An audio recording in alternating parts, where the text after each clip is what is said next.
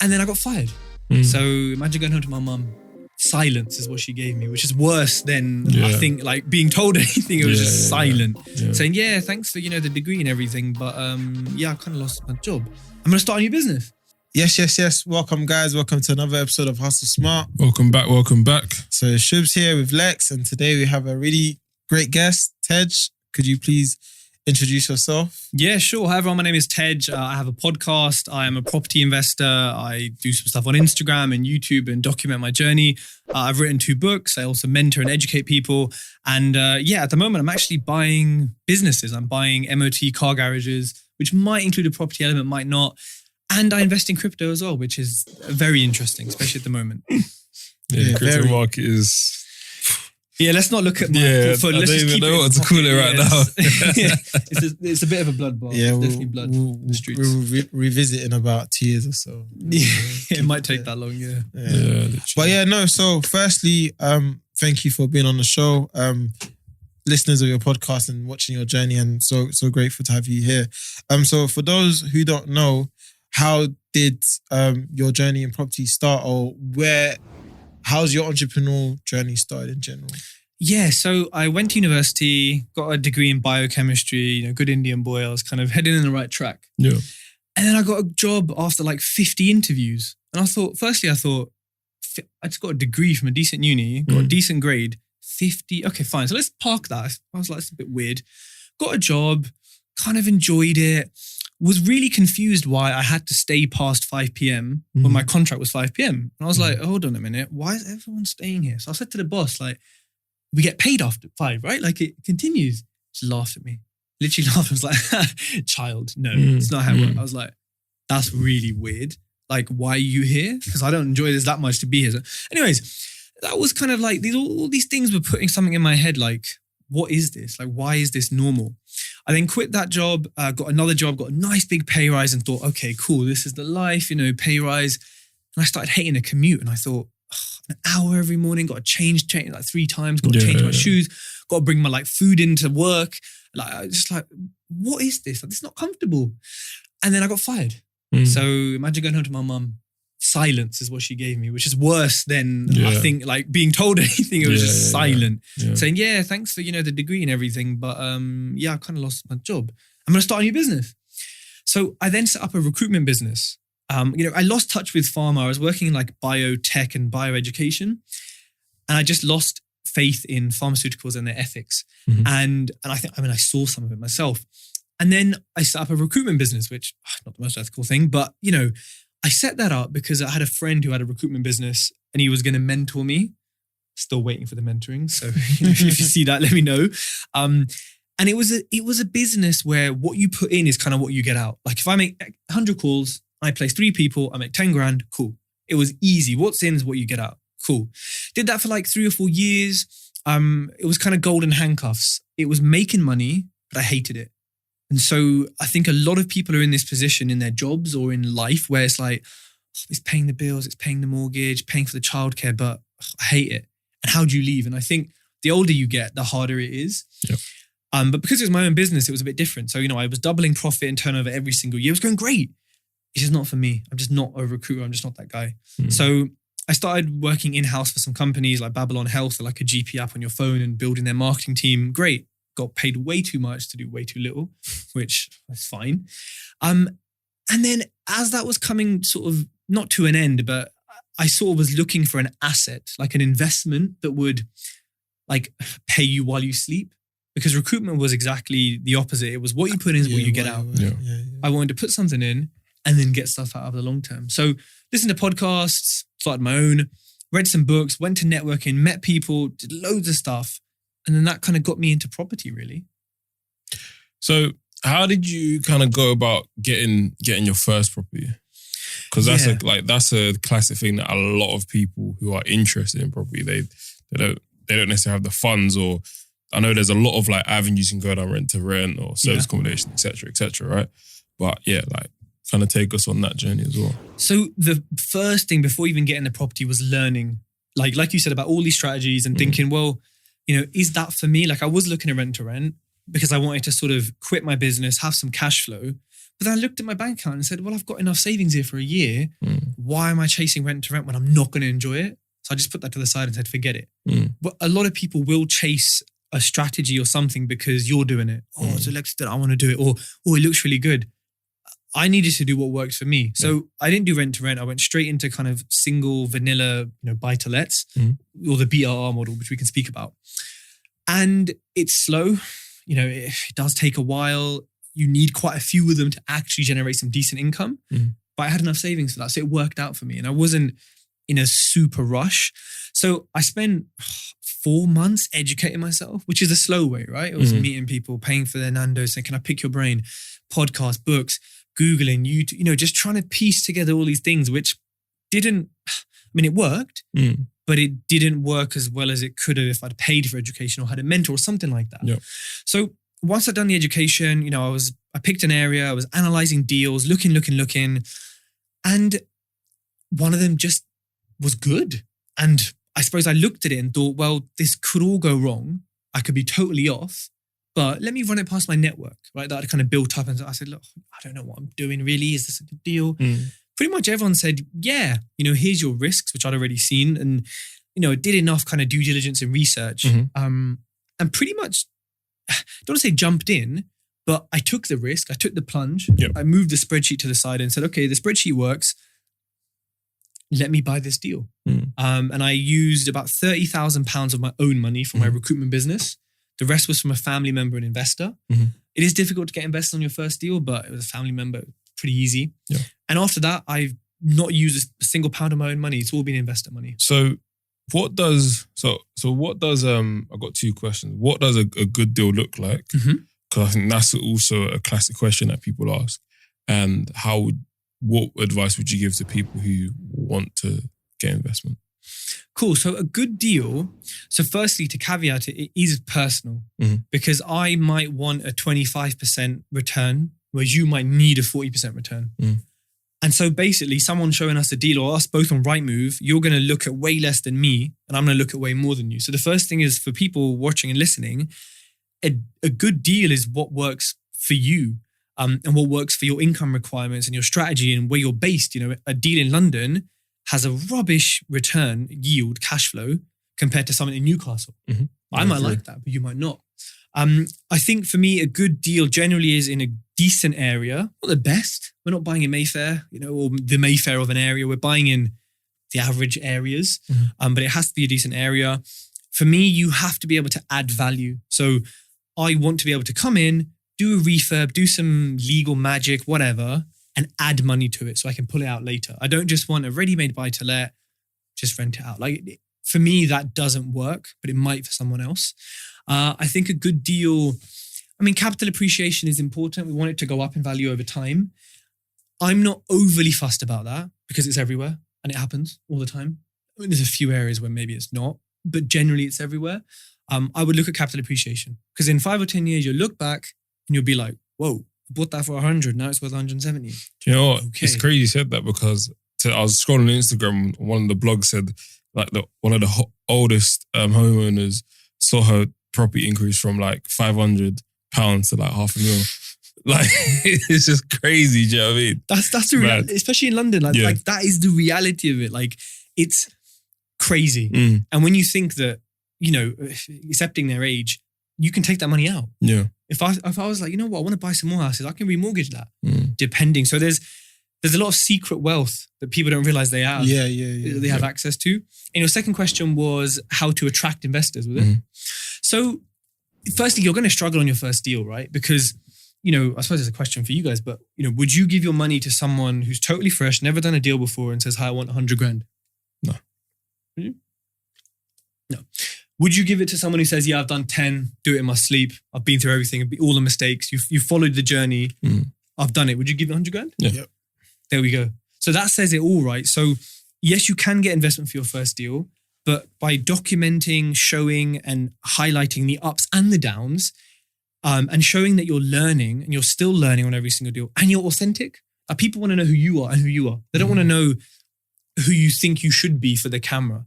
So by being your true self, by telling everyone what you do, you will raise investment. But like how many people speak to the postman. When was the last time you spoke to your postman for more than 10 seconds? I haven't. Yeah. When was the last time someone spotted you in the gym and you maybe had more of a conversation, not just thanks, bro? Exactly. Yeah. And if you had these conversations, what are the chances that someone spotting you says, oh yeah, I've got like 50 grand saved up from contracting. I don't know what to do with it. You're thinking, well, inflation's at, who knows, 15, 20% in real life. And they're in the bank at 0.2%, if that. And you're like, well, I can give you 6%, I can give you 8%. There's a conversation. The postman potentially has a big pension, potentially has savings for life, from working in the Royal Mail for ages. They could be your investor. I had an osteopath who, was sorting out my shoulder. We're just chatting. Yeah. He's got 120 grand. And then he bought my book afterwards. He goes, oh, I've read your book and blah, blah, blah. It's like, wow. Yeah. So telling everyone what you do for me is the single biggest piece of advice. Even if you're learning the family barbecue, don't just do the typical thing where you see your uncles and aunties, oh, how you doing? Yeah, you growing, blah, blah, blah. Just drop it in. Do you know what? Yeah. Oh, good.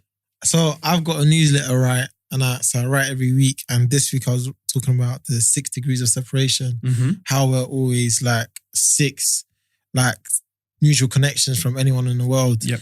And in there, I also kind of talked about the importance of talking about your dreams, your ambitions and stuff. Like, we're kind of taught not to speak on things like that because of evil eye or never let anyone know your next move and stuff like that. So we hold a lot of things to our chest, but like you just saying you were speaking to your osteopath, who you said they have 120Ks. Like, if you don't tell people what you do, what you're about, your dreams and stuff like that, people won't know how to help you or know how to help work with you as well. So that to me just stands out a lot. And I think you also make a good point, right? Because I think living in London, a lot of people are just on go, right? So it's like, oh, you know what? I ain't got time today. I don't have time for this, don't have time for that. So it's just like, just slow down as well and actually take that time because it might pay dividends. So be present in the moment. Like exactly. Said in the family barbecue, actually dig deeper than just the small chat and stuff. Because property is something that we know culturally in England, everyone's interested in it. Yeah, you bring it up at dinner, they're interested. Everyone's got, oh, I used to have a buy-to-let. Oh, I bought a property in Spain. It's like there's always a connection. So it's not like you're bringing up something random like, yeah, guys, I'm investing in whale skin or something random. Like you're actually saying what we're sitting in, what we live is a commodity. And I think I live in the countryside, so we chat to people for like 10 minutes every day. It's just totally different.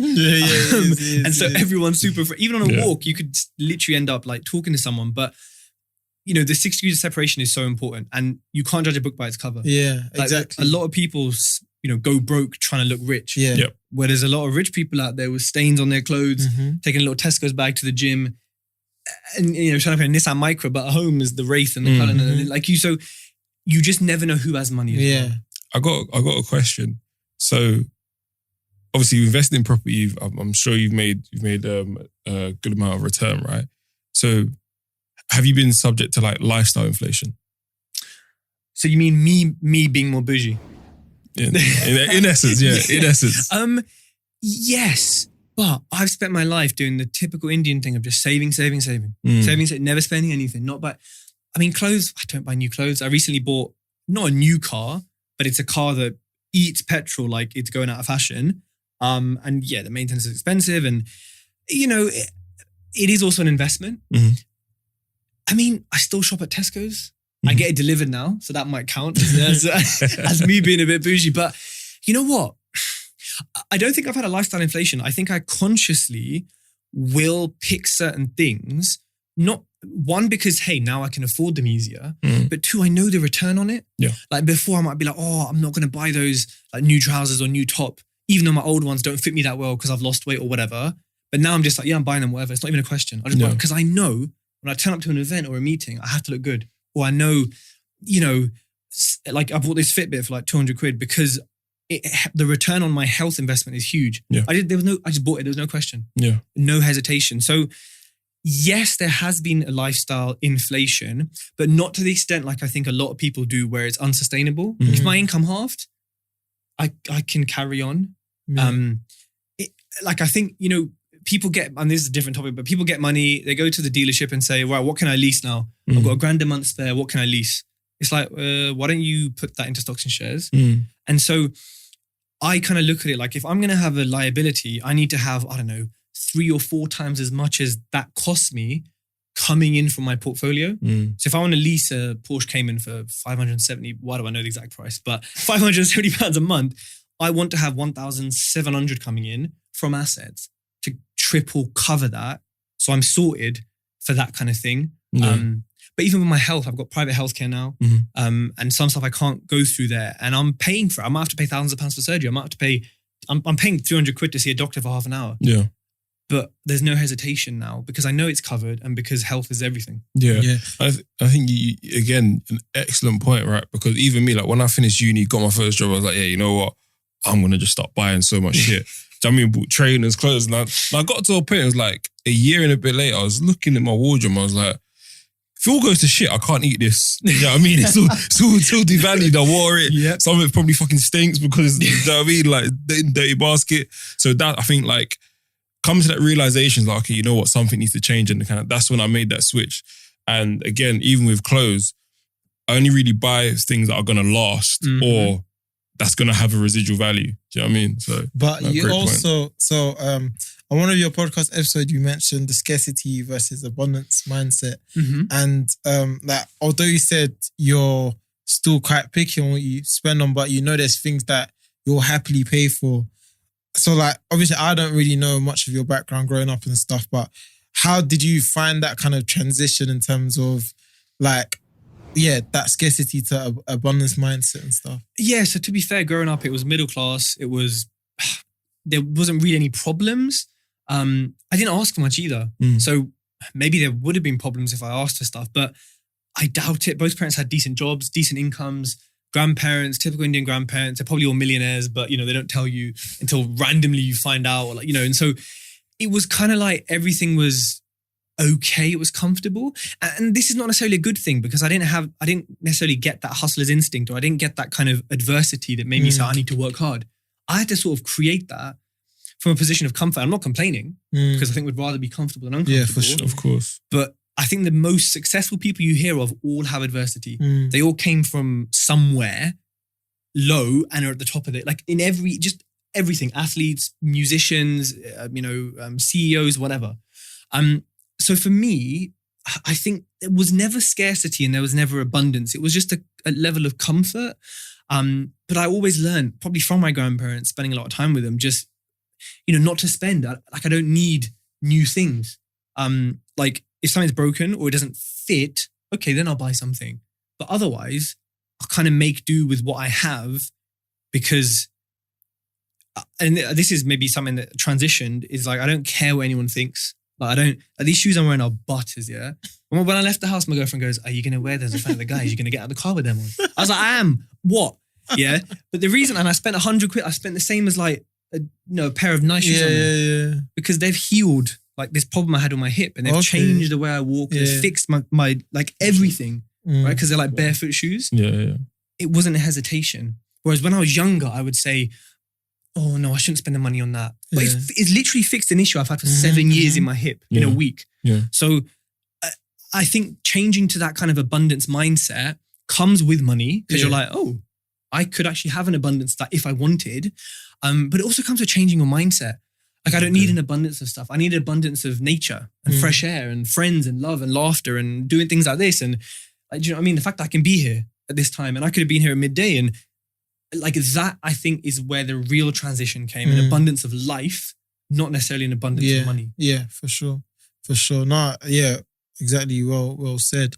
And in terms of the podcast you started as well, was that during when you got into your podcast, when you got into your property journey, so to kind of give back to people, or you just kind of started the podcast early on before your property journey? I started it in my property journey, but I started it before I did viewings, before I had real knowledge. I was learning. So every guest that came on, I was actually asking them stuff that I wanted to know. Yeah. Like now when I ask, it's for the audience because I probably know a lot of these answers. But then I was genuinely like, yeah, so how'd you do this? Or how'd you do that? And people loved that because they're thinking the same thing. And I was asking it from a position of genuinely being like, I don't know. Like, help me and teach me. I did it because when I started, I didn't have a resource like that.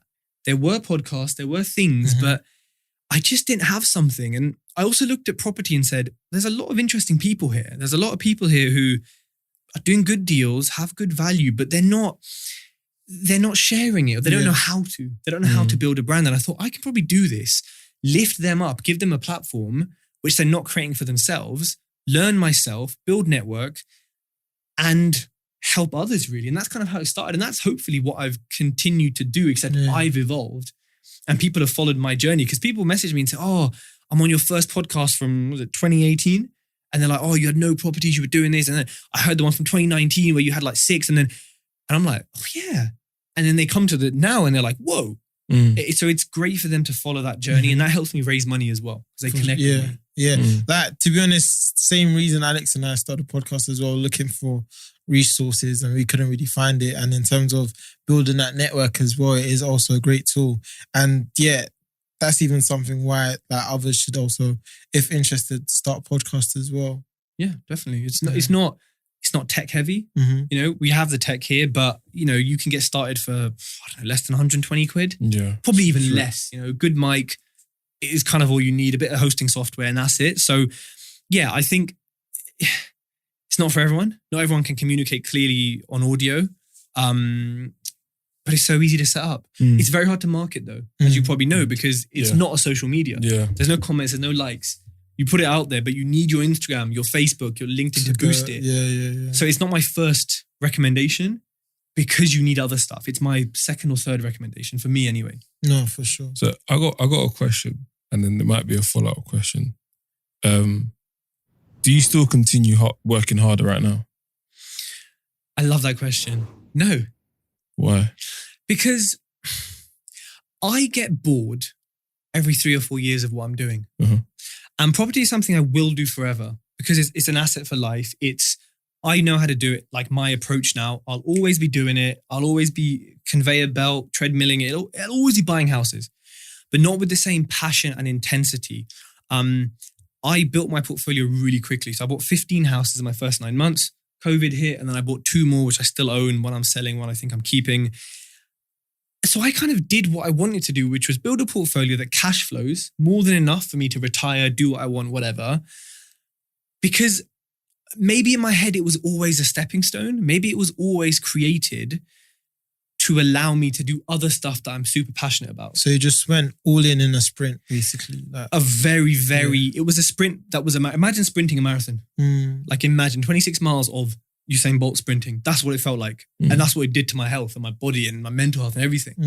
But I'm so grateful because the rewards are, you know, priceless. The rewards are incredible. And there's people who've done a lot more, maybe slower, but who are in an even better position. But the reason I don't work as hard anymore in property is because I've got other interests like crypto, like NFTs, like the garages, the M&A stuff I'm doing right now, like in the future, food stuff.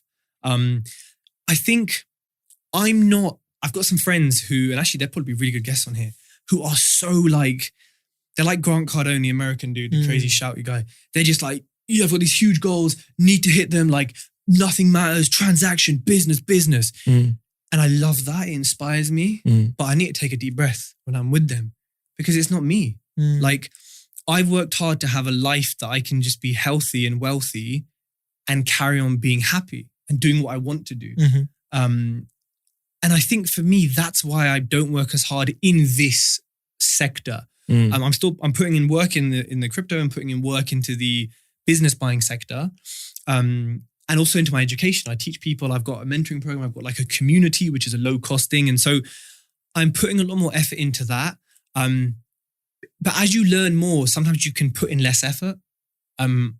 My mantra for life is I want to put in the least effort and get the maximum result. Now it's not lazy, it's fast and smart.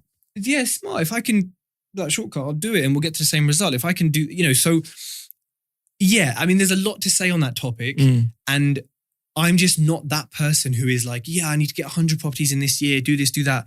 Money is not, it's important. It's a vehicle. It's I don't know. It just doesn't mean that much to me. My happiness, my family, my friends, having fun, that means a lot more to me. And if I've made enough now and I'm making enough, I can do that, then I'm going to do that. I'm not going to regret not working harder on my deathbed. I'm going to regret not chilling and talking to you guys and like just full life. So I've just shifted, and that's a bit of Stoic philosophy and a bit of like. Has that always been the case though? Or No. And I think it's like this for everyone. Mhm. I think when you hear anyone on a podcast, whether they've come into a bit of money or they're multi-billion millionaires, they all say, yeah, before I was chasing the money. And when I got it, I was like, this ain't shit. I want life. You need to make the money to say money doesn't bring happiness. 100%. Yeah. It's like any lesson in life. You Yeah. know, you have to kind of do it to then be like, oh yeah, okay, now I understand it. You know what? I used to say like money can buy happiness, and so I have this saying, money can't buy happiness, but it buys mine, right? But within that, I mean, it gives you the options to do stuff to be happy. So like, for example, if your life goal is to travel, you're going to need funds to do that. If your life goal is, I don't know, to buy as many cars or whatever, you need money to do that. So yeah, it's an interesting point. And that's why I call it a vehicle, right? Yeah. Because it takes you to a place where you can then experience the happiness.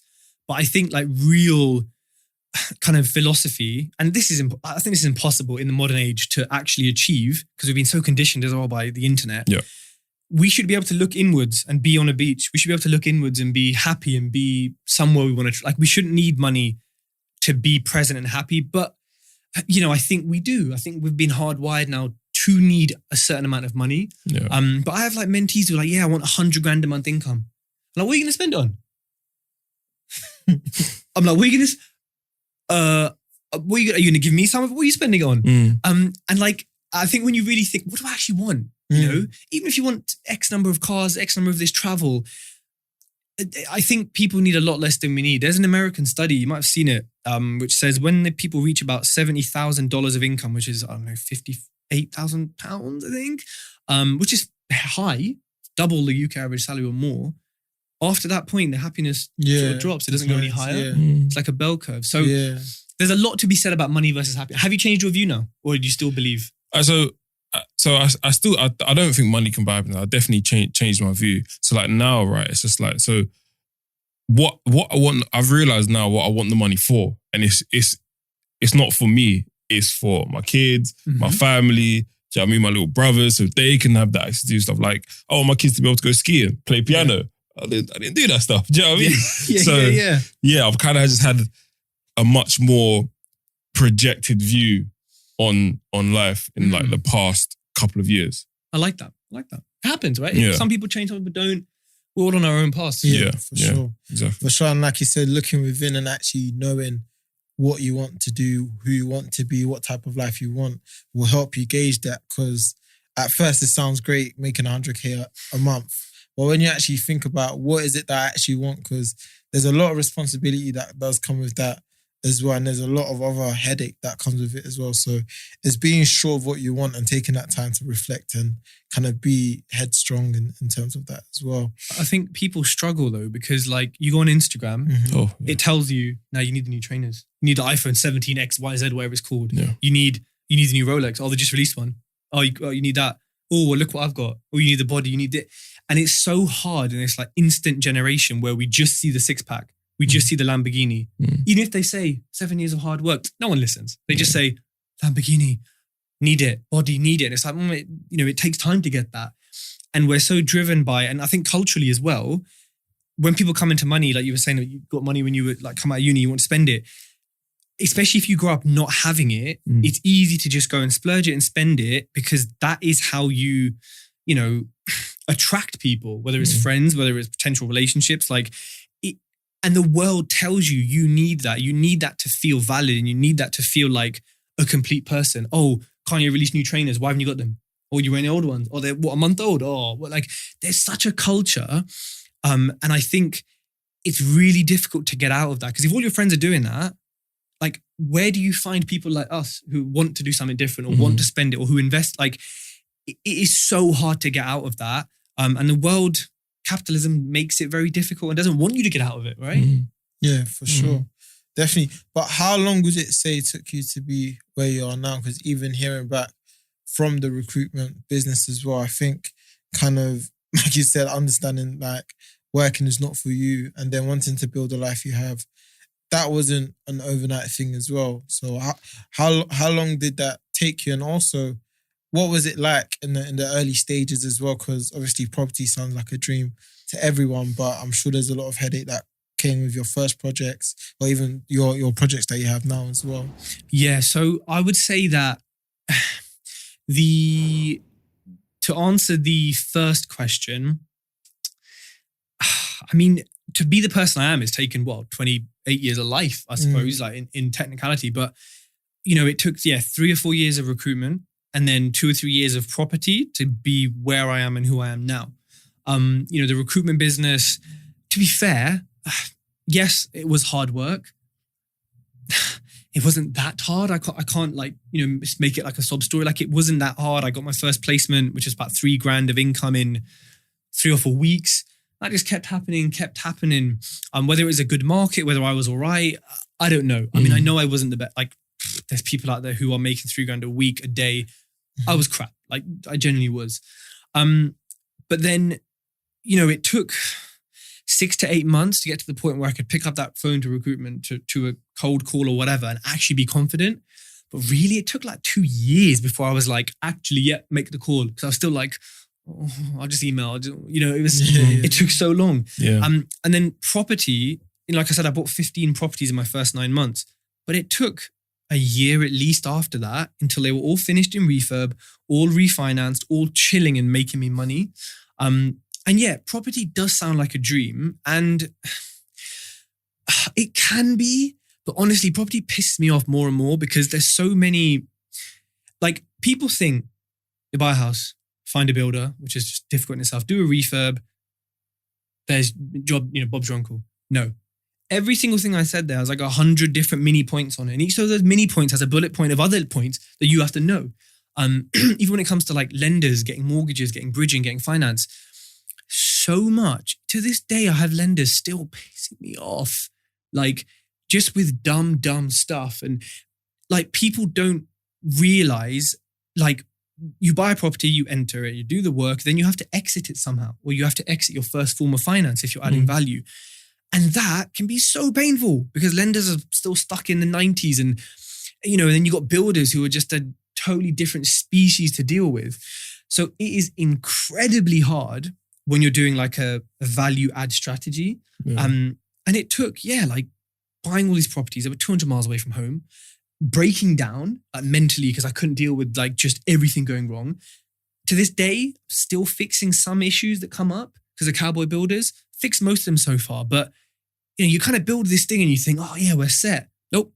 Every month, new issues, new this, new that. Now, it's fine. I speak to my tenants once a month, if that. The rent comes in. And look, I don't want to paint a dream of, property can be super passive, but it is pretty passive for me. Yeah. I've got 2 holiday lets as well. They bring in a lot of money and they are 100% hands off. So it can be good, but honestly, don't just jump in. Don't just think, oh, well, they did it. Ted did it. Like, no, follow me and you'll see how angry I've been and how annoyed I've been at everyone at every stage of the process. And because I share everything. Like, you got radiators, right? And the pipes go into the floor and then they go into the boiler. So my plumber did all the stuff, new radiators, anything. So someone comes along who's checking something and it's a bit weird. They lifted the pipe and the pipe just swiveled. So what my original plumber did was got the pipes, cut them and just stuck them in the floor. Literally in the floor. And nothing else coming out of them or going into them. God. Can you imagine? Like, that makes me look like an idiot. Yes. But I put that on my story with my builder commentating and being like, what the fuck's going on here, mate? We didn't see this. Everyone pissed themselves. But that makes me look dumb. But it doesn't. Yeah. Because people say, whoa, you're very honest. Yeah. 2, if you can get effed over, who's experienced, geez, like what's going to happen to me? So endless issues, endless trouble. But for me, it's been worth it in the end. Yeah. Definitely. How did you get to that second property though? What was the step after you got? So firstly, you said you had the 30K, the rest from your investor. You bought, renovated it and started renting it out. What was the step like to get the second one? So the second one came, I think maybe 2 months afterwards. Actually, to be fair, the first and second are probably like what's my best deal. The second one is an incredible deal. I did what's called cross bridging because we bought the first house unencumbered. So there were no charges. There was no mortgage lender. It was me and the investor. I spoke to a bridging company. This is not, I don't do this anymore and this is not really good for beginners.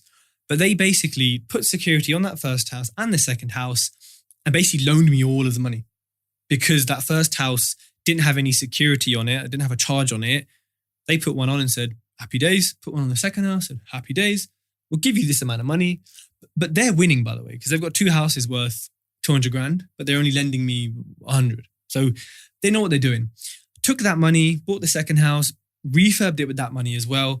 And then as it was kind of going along, they both kind of got refinanced. So I pulled some money back out, most of it actually. And then through TED Talks, through social media, started attracting investors. And then I raised, I think to date, it's about £870,000 from randomers. People on the internet, people on Instagram, people I met at like one event, and they've paid for the whole portfolio. I have not put any money in since. I've just taken money out. Which when you think about it, that's pretty mad that I've not put any money in. I've built over £1 million worth of a portfolio, probably more now because of the increase. There's not very much money left in. If I sell it, there's 250 grand, 300 grand there of profit that I've made out of thin air, not using my own money. It still blows my own mind.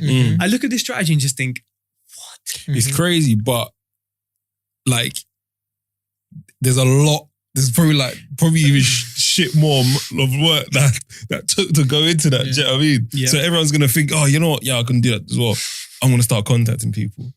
When, you know, like my mum always used to tell me knowledge is power. Yeah. Do you know what I mean? So And also, you said it as well, put people before profit. Yes. And that to me is super key, because once again, with the 6 degrees of separation or whatever it is when it comes to networking, building relationships, you legit never know what can come from it. And like for you to say that all the money comes from you putting yourself out there, your podcast, and also just building like genuine and authentic relationships with people, you've been able to kind of build this property portfolio worth millions. So that's very, very impressive and a huge lesson there as well. I think even off the back of that, right?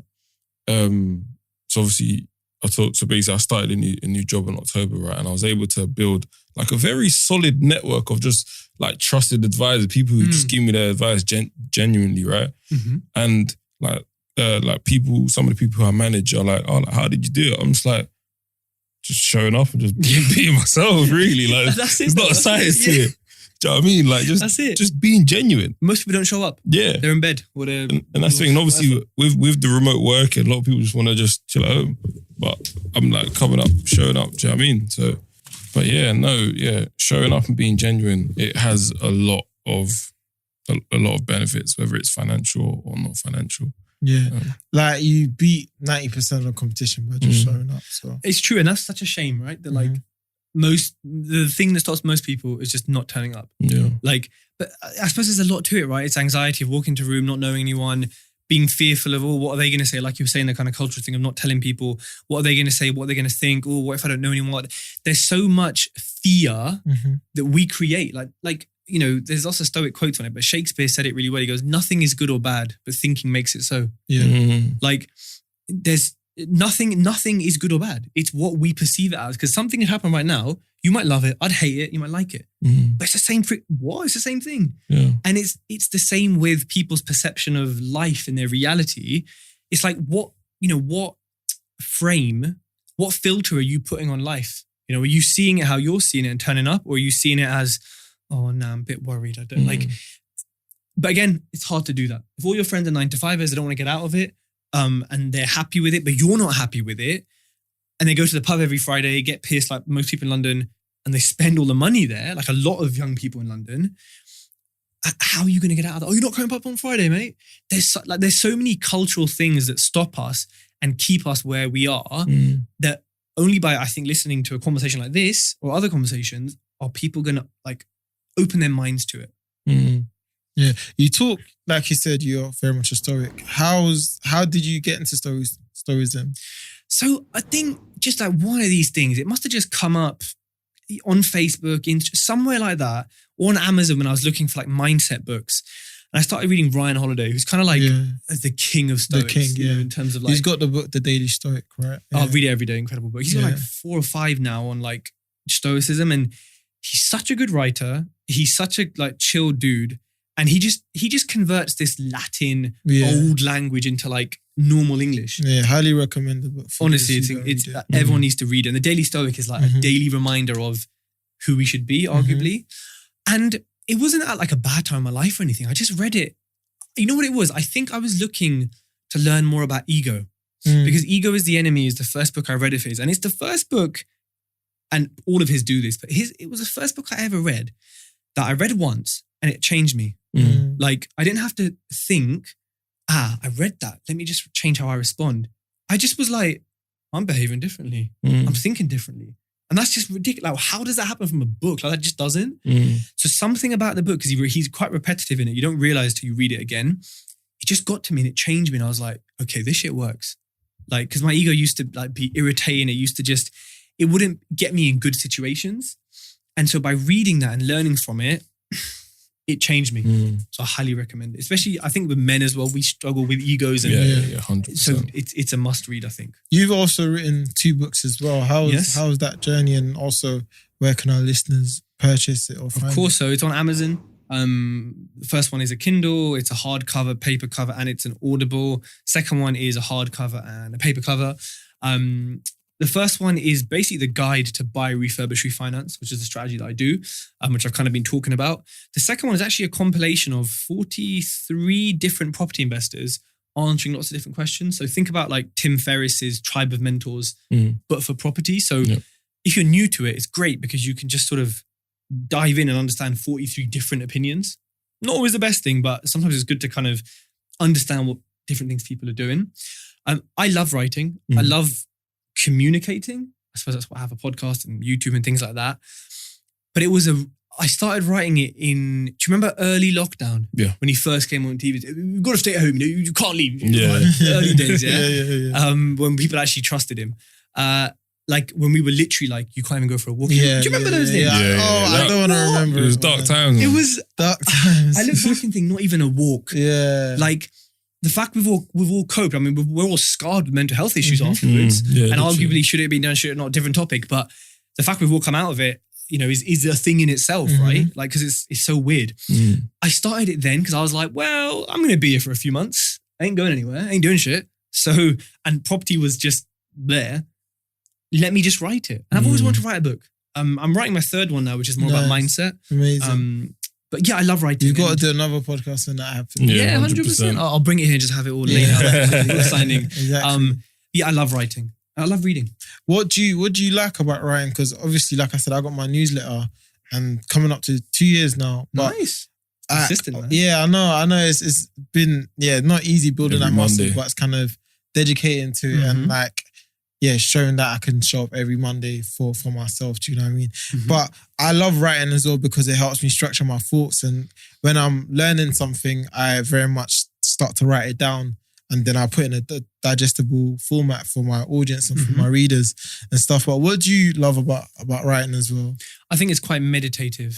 Like when I go to the gym, for example, I don't have headphones on. People sound really weird. No headphones. I mean, the gym plays some nice tunes, but like for me, the gym is meditation. Even though I'm physically stressed, my nerves are stressed. Like I'm calm. I am like one with them. I'm so present. It's kind of like that with writing because I put my noise cancelling headphones on, which has been an incredible investment, especially when you work from home with someone in the office with you. And I put my phone upside down, do not disturb mode, emails closed, and I just write.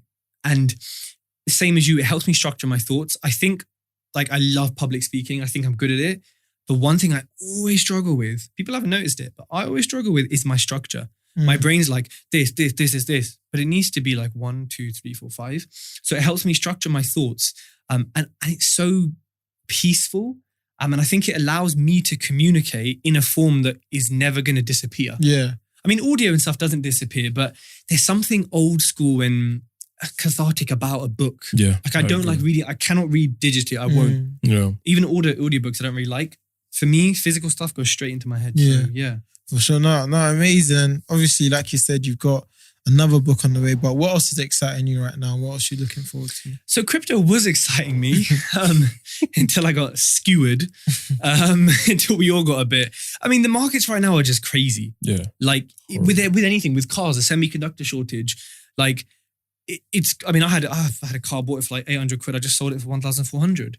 and it had a bunch of errors and issues, and it is what it is. And, I know people buying Lamborghinis and they're making 30, 40 grand on it a couple of months later. You cannot get new ones. It's mad. So this market is actually exciting because where's the opportunity? What can we leverage right now that we couldn't before? And cars being, assets, yes, some cars are assets, but generally they're liabilities. It's flipped. Yeah. Who would have thought something you buy, drive off the forecourt, mate, you lose 20% straight away. I'm gaining it. Yeah. So, I had a crazy excess in my last car when I gave it back. Yeah. And that's the kind of market at the moment. So I'm definitely interested in crypto. Yes, it's volatile. Yes, it's crazy. But the technology, especially the blockchain and NFTs, especially in property, why isn't every property an NFT? Why haven't we got a digital title? Why are we dealing with these dinosaurs at Land Reg and these dinosaur solicitors?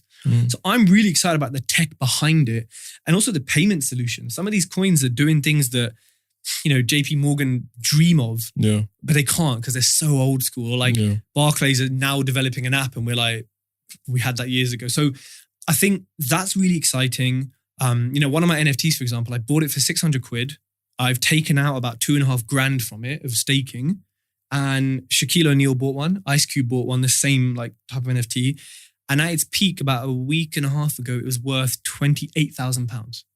So serious number. I'm not getting that in property, am I? So you see what it's kind of exciting. Now it's kind of dropped like 20 grand, but I mean, only stuff. Yeah. For sure. I love cars. So buying the MOT, yesterday I saw a garage. Today I went to the house. I was offering on it. I've got some more accounts of it. This kind of buying businesses is super exciting because I'm so passionate about it. And because I like transforming things. They're quite old school garage owners. They're a bit sort of outdated. I'm going to transform it. Social media, interior design, branding, everything. That's what I like doing. The running of it, it's fine. But I like coming in, fixing it, transforming it. So that's really exciting me at the moment. And I'm doing a lot more public speaking and things like this. Yeah. I said no to a lot of podcasts for a while. I can't remember why. So now I'm doing more of this. Thank you for saying yes. Yeah, it's cool, man. Listen, Tunde co-signed you. You have to thank him. He's like, no, I think you should. I was like, are you sure? I don't. And he was like, nah, do it. But I think, just life is exciting, man. Yeah, no, definitely. And the summer's here, ish. Yeah, kind of. And British summer. Yeah, so I've got 3 days of it left. Yeah. But just today I was walking, I live in the countryside, I was walking in the fields in a t-shirt, haven't done that in 6 months. And I was just like, wow, this is, I feel really good. Yeah. I was just happy. So life's exciting. Amazing. And so we always end the podcast with a word or quote for the week because we drop every Monday. So I'm going to put you on the spot right now. What's your word or quote for the week for our listeners? So they can go in motivated and fresh. Let me see if I can get this right. So I think it's by Seneca, who's a Stoic philosopher. I think he said, if you know not which port you sail, then no wind is favorable. Now, it took me a couple of listens to get that. What he's saying is, if you don't know which port you're sailing to, if you don't know your goal, your target, where you're going to, then you don't know when a wind, an opportunity or a threat is favorable because you don't know where you're going. So if I want to go here, but you've given me an opportunity, I might say, no, that isn't, no. But I don't know where I'm going. Yeah. But if I know where I'm going, I know that's an opportunity, that's not. Yeah. So it's a very overly fancy way, a very poetic way of saying, if you don't know your goals, you don't know how you're going to get there and you don't know what's going to help you get there. Yeah, amazing. It's an amazing quote. Amazing. Nothing else to add on that. Where can our listeners find you? Also shout out your podcast as well. Where can they find you, your social media and everything else? And also if they want to be in contact as well. Yeah, so just Tej Talks, tej.talks on Instagram, TikTok, YouTube, Spotify, Apple Playlist, Apple Podcasts, Google Hopefully anywhere. I think I'm on Amazon Alexa as well. If you ask her to play Tej Talks, I think she plays. We'll give it a try. Yeah, I think so. So anywhere and anything that's yellow and me, this is me. And Instagram's probably the best place to get me. Send me a DM, mention the podcast, and I'll have a chat with you. Yeah, perfect. We'll add it all to the show notes anyway, so they can reach out from me directly from there. But thank you so much for coming on the podcast, for all the gems you dropped. And super grateful for it. Thanks for having me. And there you have it, guys. Make sure you like, comment, and subscribe. And focus on things that move the needle. And tune into TED Talks as well. Wow.